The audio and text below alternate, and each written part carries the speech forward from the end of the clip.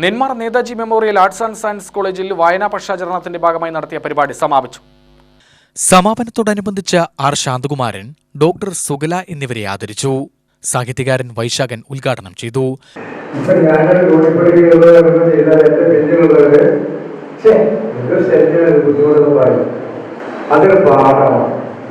ഒരു മനുഷ്യന്റെ ആയുസ് ദീർഘായുസുള്ള ഒരാളുടെ ആയുസ് 5,60,60,000 മണിക്കൂറാണ്.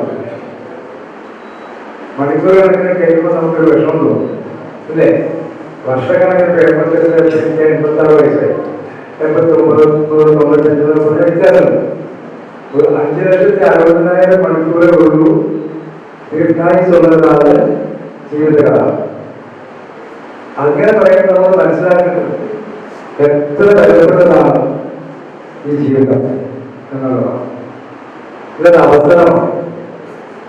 ഇംഗ്ലീഷിലൊരു ഫിലോസഫറോട് what is the meaning of life എന്നൊരു ക്വസ്റ്റ്യൻ ചോദിച്ചപ്പോൾ അദ്ദേഹം പറഞ്ഞത് there is no particular meaning for life, but it is an opportunity to make a meaning.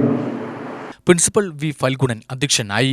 വിവിധ മത്സരങ്ങളിൽ വിജയികളായ വിദ്യാർത്ഥികൾക്ക് സമ്മാനങ്ങൾ വിതരണം ചെയ്തു.